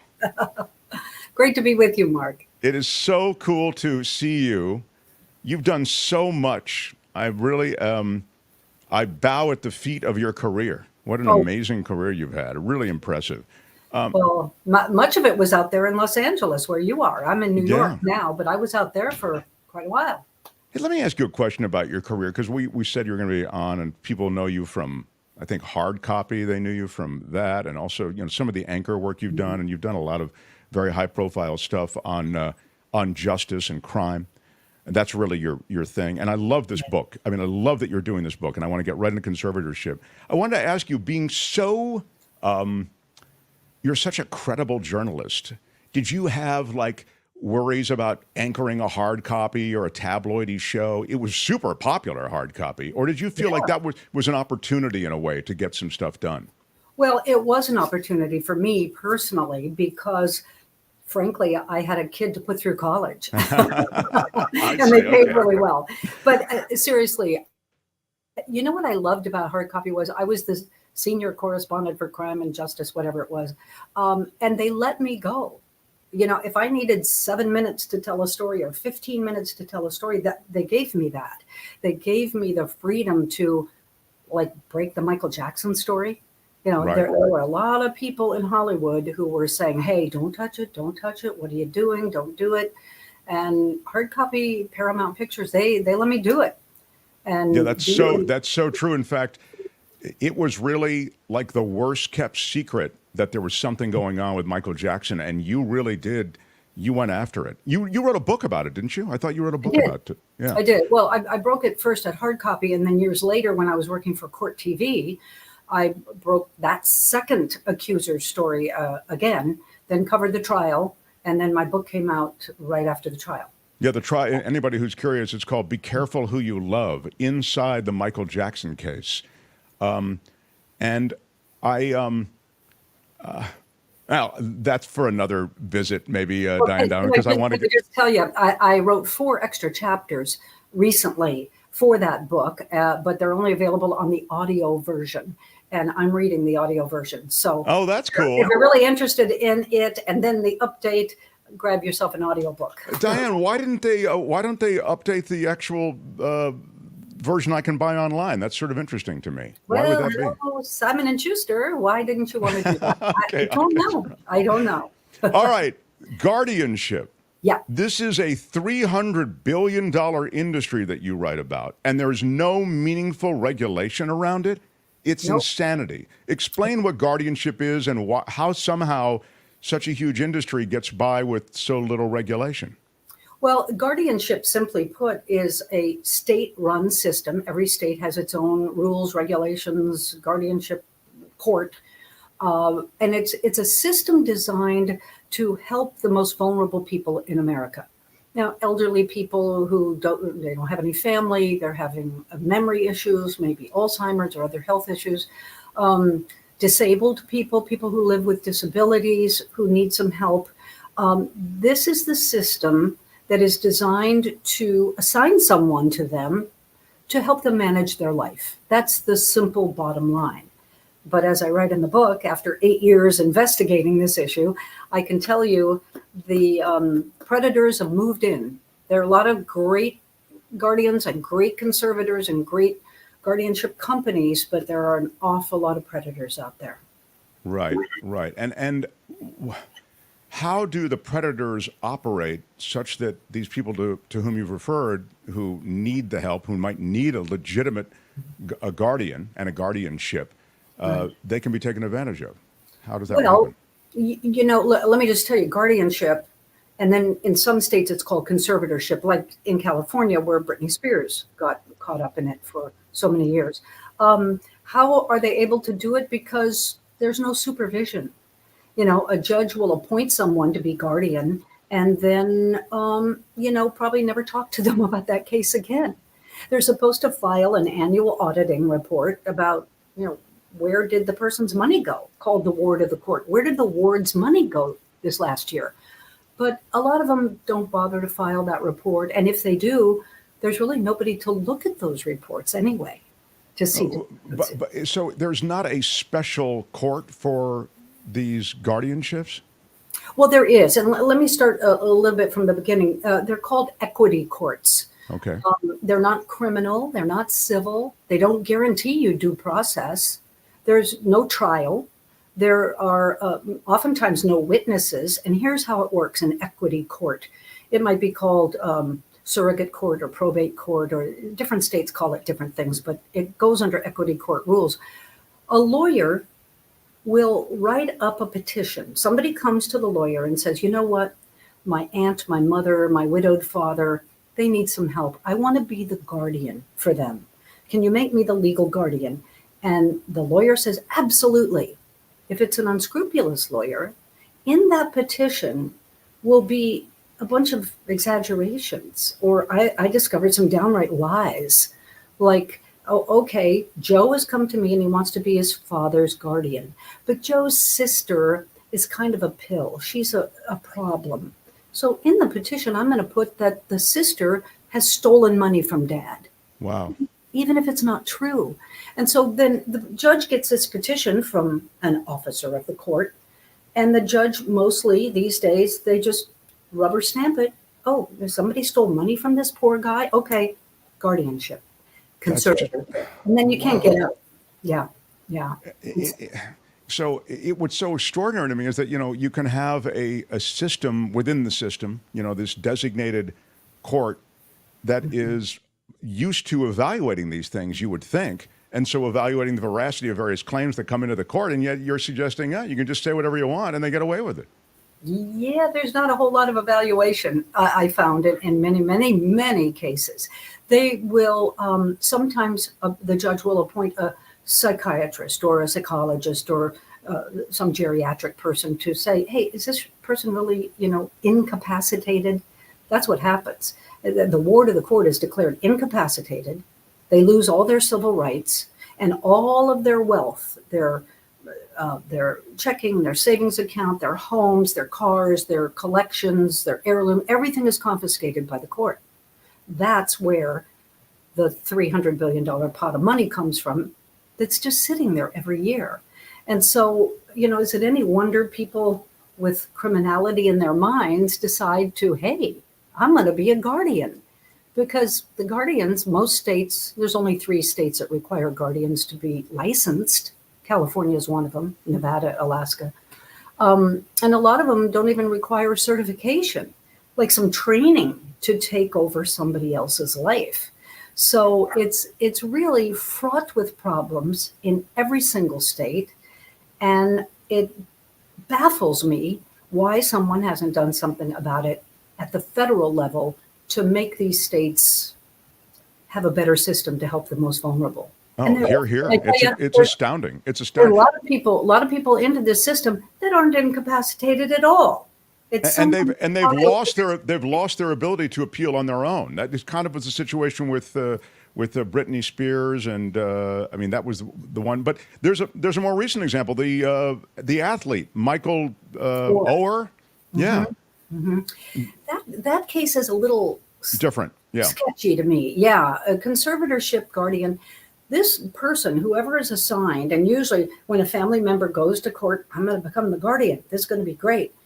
The judges don't appoint you as the guardian. They appoint a for-profit professional to become the guardian. So in the Michael Oher case, who was in charge of all his money? He went on to the NFL and made $34 million. Right. I don't think the Tuohys were anywhere near that $34 million, but under conservatorship, they should have been. So I don't know, that there's something smells with that case. Okay, so that's different than Britney Spears. Mm-hmm. That's a case that we've all on some level become somewhat familiar with, where they say she's, doesn't have the capacity to handle her own stuff. I mean, isn't that essentially what they were saying in that case, yes. Diane? Yes, and that she was a danger to herself and or others. Okay. And, we look at what Britney Spears is putting online today, running around a dancing pole, barely dressed. And I'm wondering if there isn't still something that needs to be done for Britney Spears. But to take away somebody's civil rights and confiscate all their money, take away their right to even decide where they want to live, got to be a better way, doesn't there, Mark? Diane, it's funny. Yes, and I want to ask you, and I'm so glad it's you that I'm asking this question to. When I see the Britney Spears case, I see a case of sexism. Now, I don't mean to sound like the libby lib dude that, I was always seeing it with. But if that was a guy, I don't believe there would be this hue and cry about, look at all these, provocative things he's posting online and he's lost control of his money. Kanye West is completely untethered. This dude stepped off the curb years ago. You don't hear about a conservatorship. That's right. There are many athletes who squander their money. There are a lot of people who make a lot of money quickly or in show business or sports. They squander it and they say stupid things. You don't hear about a conservatorship. I think part of the Britney Spears thing, and this is I'm wrapping up here, but I'm really curious to your take. Well, I like this. Yeah, I think a lot of it is because she was a woman. The hysterical woman, Yeah, in the book, I break some ground on some new things about the Britney Spears case, and I think you're exactly right. I believe that the Britney Spears conservatorship was conceived and approved illegally, and I explain why in the book. And it is mostly women that get tied up in this. It's women with money. I discuss in the book about women who are in contested divorces. Divorce attorneys are now telling their husbands, she's really a pill. Why don't we just guardianize her and then she can't hire a lawyer to fight you? And these cases are being approved. Elderly widows, women outlive their husbands, and they are prime prey if they have any money. It's people with money who are the biggest prey. I mean, if we're really concerned about, helping at-risk people, why are there so many people sleeping on the street out there in Los Angeles or here in New York or in Philadelphia or Chicago? Right, you don't see those people being put in a conservatorship. Although, I know that the care courts are something that are underway here, but there it is, we're here to help. When Guardianship Goes Wrong, Diane Dimond. And I mentioned Diane has done all these great investigative pieces, Michael Jackson. You did a book on Cirque du Soleil, didn't you? Yeah, on the White House gate crashers. Yeah, the Salahi couple who did not actually break into the White House or crash that party, but that's another whole story. Yeah, that's another story. They became like the media really went after them. I think they became clickbaity also. Maybe that for your next visit also. But I was going to get back to, but I just want to explain. Diane's done such great reporting in so many books related to stories that you may be roughly familiar with. The movie, I Care a Lot, was that what it was called? Yes. Mm-hmm. Yeah. That was about conservatorship, and it sort of speaks to the industry that you talk about in your book, that there was you can speak to it, but essentially this is such a wide open industry that there is an opportunity for someone to essentially build a business just taking on conservatorships of a bunch of people that they don't even know. Oh, absolutely. And it's all an interconnected industry. Some people have said, oh, it's a cottage industry. Well, that sounds so cute. To me, it's it's almost like organized crime, because the lawyers get the clients and they work with the same guardians, and the same guardians work with the same psychologists, and everybody that is sent to the psychologist is incapacitated. There's not one person who isn't incapacitated. And then there's the court visitor who will say, oh, yes, this person's their home. It's a mess. They really need protection. And then there's a conservator and a guardian ad litem. And they all work together on all these cases. So if a guardian finds a client, so to speak, someone to make a ward, they'll use the same lawyer over and over. And the lawyer will use the same psychologist and guardian. And it honestly, it begs a RICO racketeering lawsuit. Now, that's been attempted in a couple of states, Texas and Illinois, for example, and it hasn't worked. But to me, it reeks of mafia-style tactics. Yeah.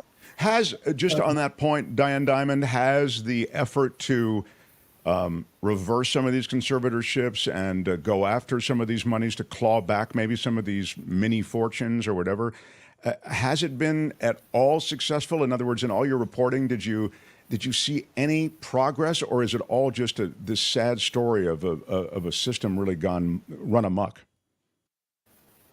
Yeah, well, it's that for sure. But yes, there are some prosecutors now. You mentioned I Care a Lot. That Rosamund Pike character, I understand, was patterned after a woman named April Parks.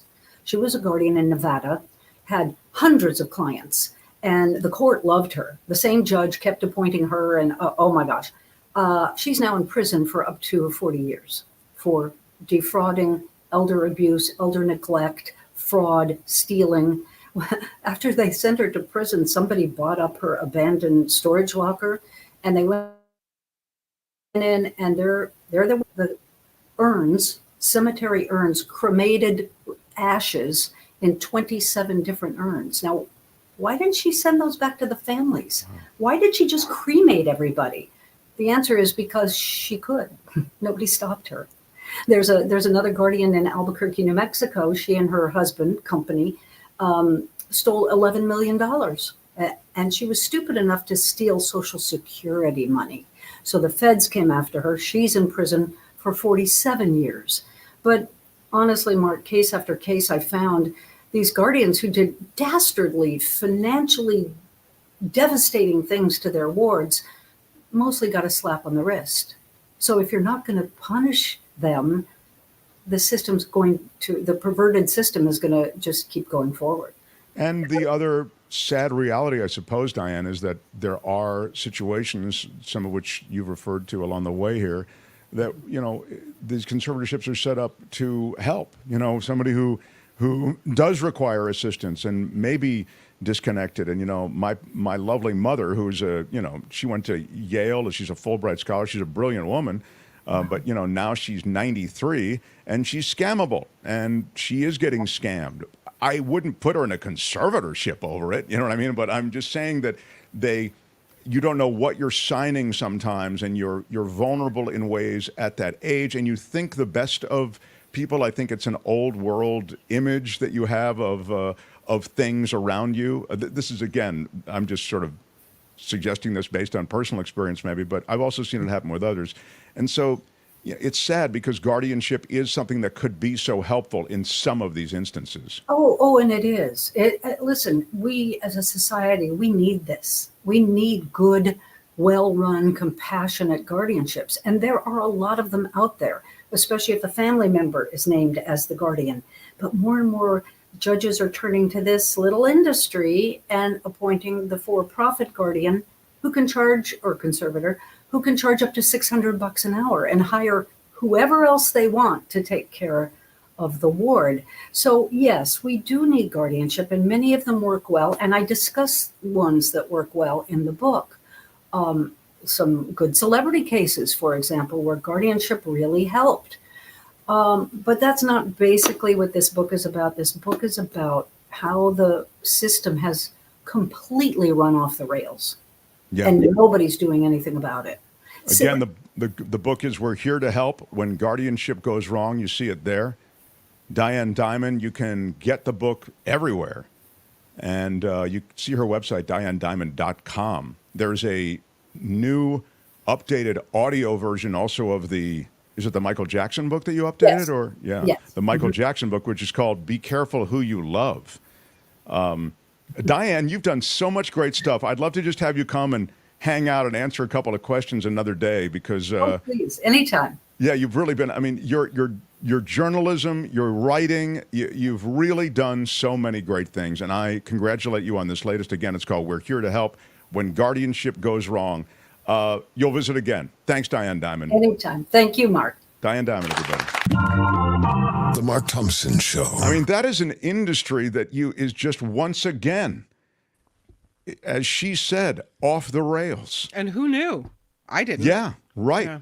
The first I'd heard that, I mean, honestly, that's why I mentioned Britney Spears, that, the notion that you'd need a legal jackhammer to free Britney Spears from this conservatorship / guardianship. That was when we all sort of became aware of it in some ways. And then there are all these other, that began to, I should say, percolate in ways that brought in other stories. And then you hear about this industry that was, I thought, depicted so powerfully in that film, And so anyway, I can't wait to get into the book. We're Here to Help When Guardianship Goes Wrong. Diane Dimond, terrific. Yeah. And her other stuff, man, she's been involved in all kinds of things. So it's a really, really cool guest to have along. Yeah. So Kim, we've had so many great guests today. I didn't mean to leave out any business. Do I? I tell you, we do have business, but I do have a couple breaking news stories that I just want to toss in. All Please, right. What's happening with McCarthy? So, first of all, McCarthy, there was a vote taken. A vote to block the effort to oust McCarthy has failed. That means there will probably now be a vote in the House to remove McCarthy as Speaker after an hour of debate. That is underway. Meanwhile, over in New York at the fraud case for El Trumpo, the judge in former President Trump's civil fraud trial is issuing a limited gag order. This decision came after Trump made a post on Truth Social attacking the judge's clerk, and he did it with descriptors of who this person is, what they look like, etc. Once he does that, people start making attacks and threats against people. So the gag order bars all parties in the case from making social media posts or public comments about the judge's staff specifically. The judge said attacks on his staff are not appropriate and will not be tolerated. New York attorney Letitia James, of course, accusing Trump and his family of inflating Trump's net worth, leading him to getting better loans and leading banks to take bigger risks where he is concerned. So limited gag order now in place. That's what we have. They've been slow to put these gag orders in place. It's crazy. I mean, they have. The Jack Smith case, you're going to need something there too. And clearly Trump is pushing the envelope in ways that, we've never seen before, So there's never been anything like this. Yeah, that's right. There never has been anything like it. In terms of, I think any other private citizen, I think the marshals would be stepping to you by now. Yeah. Pinky, thank you for $1 a day. Very much appreciate the love. We're a crowd-funded show, so appreciate that. And Pamela Kirby, this is a super chat, so we should have had this during Jim. Yeah, but, it's my bad. I'm sorry, Pamela. Pamela Kirby for a quick $5 says, does Jim know of Jill Lepore's book, These Truths, A History of the United States, a must-read for these times? Good suggestion, though. Well, good suggestion, and we'll put it aside if we can, and I'll ask him, and I'll work it into the conversation on Friday. He'll be here on Friday, along with Michael Schur. Kim, will you get me a gift card at Total Wine and More? I get it. Good one, Trevor. Yeah, Good. because I'll never live that down. Tenuta Vineyard is our sponsor, so Total Wine and More would be the kind of mistake that Kim would make and not even realize she made it. Anyway. Albert, thank you. Albert, thank you from Square. Speaking of which, Go ahead. What's that? John says, I love my Coachella coffee. Just arrived on making it. So that's nice. Yeah. I'm drinking I'm doing French press this month, but okay. There you go. CoachellaValleyCoffee.com. Yeah. Coachella Valley Coffee and Mark T at checkout for 10% off. I had also, I don't know if there's time. Most of the stuff's related to Kim and that whole thing. Oh, I think we've beaten me enough today. No. It was, of course, they're all, everybody's all. No, it's my mistake. I'm so sorry. That's my bad. Gaetz should be ousted for his involvement in the insurrection, says Russ. Yeah. Yep. I mean, Gaetz is an amazing case because he also has an ethics investigation that he is skated on for, I believe, violating the Mann Act, which involves the trafficking, of underage adults, or however you want to put it, for relations, So we'll have to. People are all like the scum at the bottom of the pond. I don't understand. Yeah. But as I mentioned to you, what Gaetz is doing now is about burnishing Gaetz's image. It's about creating a profile of electability, just like Trump in a way. The loudest voice in the room. And Gaetz is a smart guy. Google it. Google his background. He's I think an unctuous guy, a sleazy guy. Unctuous would be a dang word. But I also think he's smart, knows what he's doing, and he wants to run for higher office in Florida. Motorect is back with a buck. Big shout out. Motorect sent me something. I'll have to get to it tomorrow. We're kind of running out of time here. Rothman's coming on the show tomorrow. That'll be good. And we'll get into the politics of what's happening in Washington tomorrow with John Rothman. I also wanted to get to, and we didn't get to any of them today, I wanted to get to some of the anniversary shout-outs that we've gotten. So many of you have at least sent us something, or you've recorded something, either audio or video, or you just sent us an email. I have a real quick one from Ricky O'Bear. Do you want me to play it for you? Sure, if you'd like. Okay. Go. The Mark Thompson Show. 1 year, well, couldn't happen in a better time of the year. KGO in exile, excellent. Have fun, you guys. Be kind to one another. Love it. Ricky O'Bear. He's a great supporter, Ricky is. Not only watching the show, but he'll go in and look at videos and he'll comment on them. And when we do that, we post a video and you go in and watch it at all and you post some comment or reaction. That's good for our algorithms and YouTube. Again, this is all sort of new. We've had to learn this over the last year. So Ricky O, so cool, man. Thank you very, very much. There's some very funny ones, too, that we've gotten in. We'll share some of those with you tomorrow. So there is much to do tomorrow. And if there are no other that's it. Objections, did you have something else, Kim? Nope, that's it. All right. Yep. We did a lot today.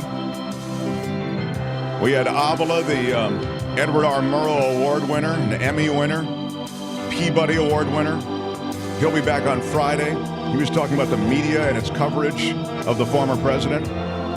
We've updated the trial and the situation and even some predictions from the Pulitzer Prize winner, David Cay Johnston. We corrected Kim, and even though I took a lot of abuse, you were right. Turns out I was right. You were right. Yeah. And you can buy a Movado watch in Sam's. Yeah, you can buy a Movado watch in Sam's to make it up to me, Kim. Total fail. Yeah, my bad. My bad. I'm sorry. All right. Tomorrow, it's John Rothman and more. I'm Sheriff Stevens for the Mark Thompson Show. Bye-bye. Right now, it's the After Party Live. We'll do it live. I'll write it and we'll do it live. Yeah, they're doing it live.